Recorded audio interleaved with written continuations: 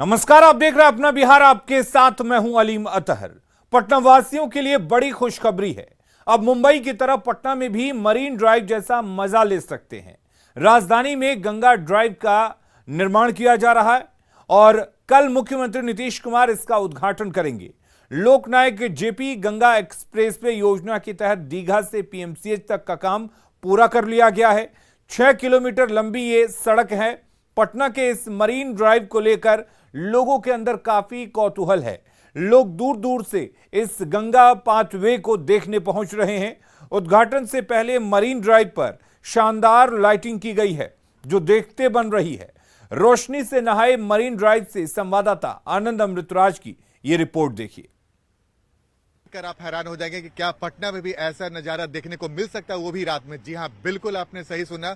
इस वक्त हम आपको तस्वीर दिखा रहे हैं जेपी गंगा पाथवे का, और इस वक्त आप तस्वीर देखिए, रात की तस्वीर देखिए, मानो रोशनी से नहाए हुआ और गंगा का तट, और ठीक उसके बगल में मैरीन ड्राइव जिसका उद्घाटन मुख्यमंत्री नीतीश कुमार करने वाले हैं। और ये पटना वासियों के साथ साथ बिहार वासियों के लिए ये खोल दिया जाएगा और ये नजारा देखने के लिए लोग दूर दूर से आएंगे। तो इसमें कोई आश्चर्य की बात नहीं है, क्योंकि ऐसा नजारा अमूमन लोग मुंबई के मरीन ड्राइव में देखते हैं। बिल्कुल उसी तरह से गंगा के किनारे मरीन ड्राइव बनाया गया है, जिसकी तस्वीर देखकर मानो मन मोह सा लेता है। और ये तस्वीर राजधानी पटना के ठीक बगल में गंगा किनारे तस्वीर देखने को मिल रही है।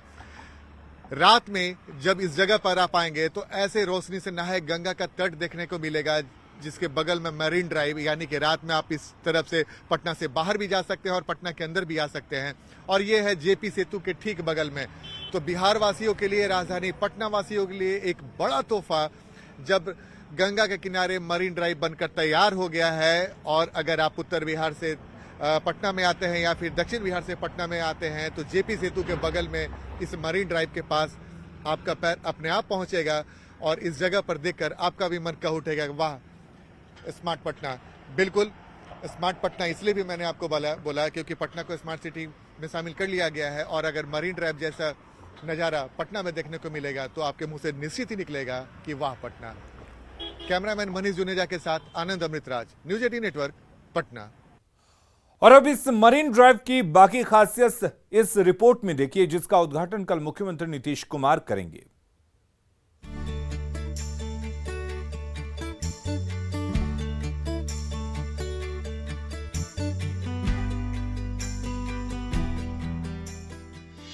पटना में मुंबई जैसा नजारा, मरीन ड्राइव का मजा पटना में।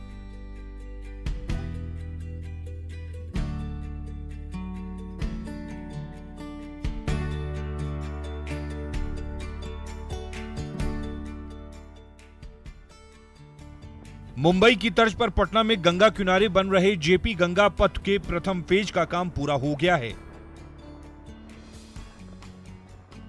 दीघा से पीएमसीएच तक बनी इस सड़क की लंबाई 7.4 किलोमीटर है। 24 जून को इसका उद्घाटन खुद मुख्यमंत्री नीतीश कुमार करेंगे।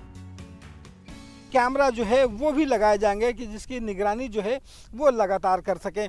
सबसे बड़ी बात है कि यहाँ पे जो तैयारी की गई है उसके मुताबिक जो 2 टीमें हैं वो गश्ती की यहाँ पे रखी गई हैं, जो 24 घंटे इस जेपी गंगा पथ पे गश्ती करती रहेंगी। और वो इस बात की नज़र रखी जाएगी कि यहाँ पे लापरवाहियाँ नहीं की जा रही है और स्पीड जो है वो कहीं ज़्यादा तो नहीं है, दुर्घटनाएं कम से कम हो। तो ये तमाम जो तैयारियां हैं वो जेपी गंगा पथ पर की गई है। और हालांकि जिस ढंग से आपको बता दूं कि जेपी गंगा पथ का निर्माण हुआ है वो पटना की तस्वीर पूरी तरह से बदल देने वाली है।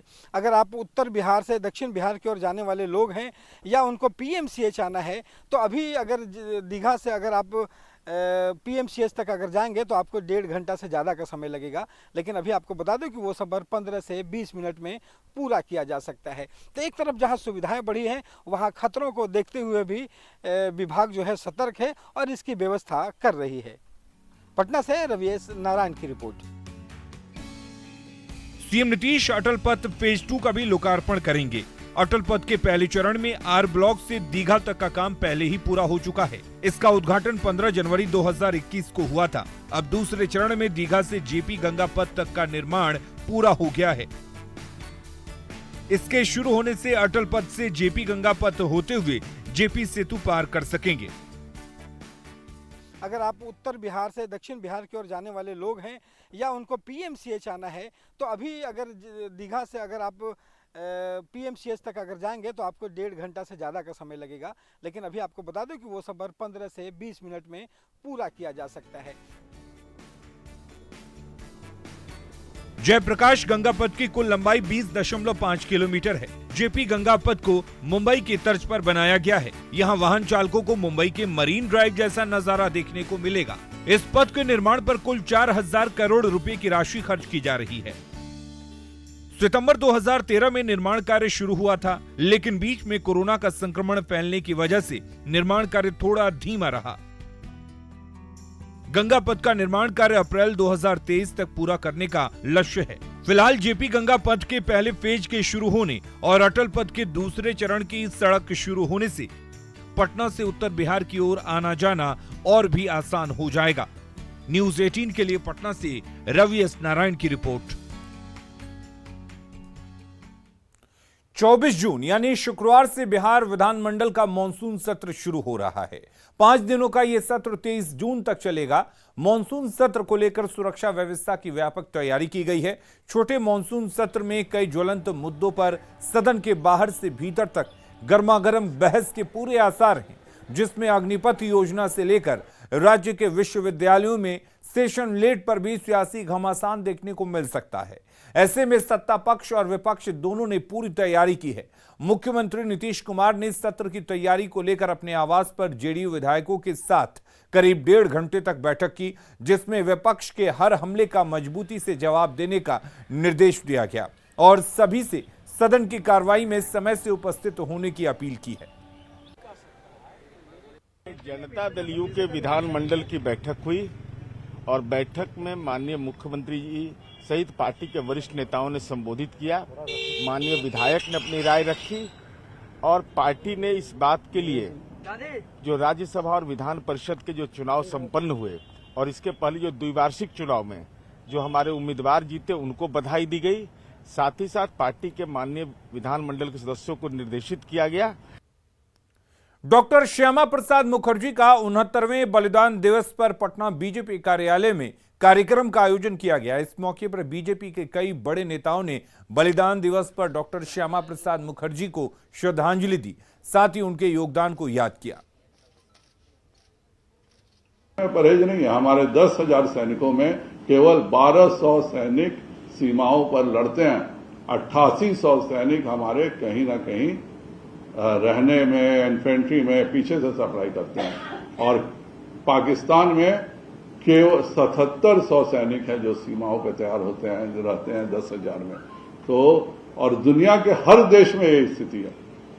तो भारत में भी लड़ने वाले ज्यादा रहे। भारत में जो युद्ध में जो सचमुच में युद्ध के जो टेक्नोलॉजीज हैं उसमें ज्यादा रहे। यही कार्य माननीय नरेंद्र भाई मोदी जी कर रहे हैं और यही श्यामा प्रसाद मुखर्जी जी की सच्ची श्रद्धांजलि है।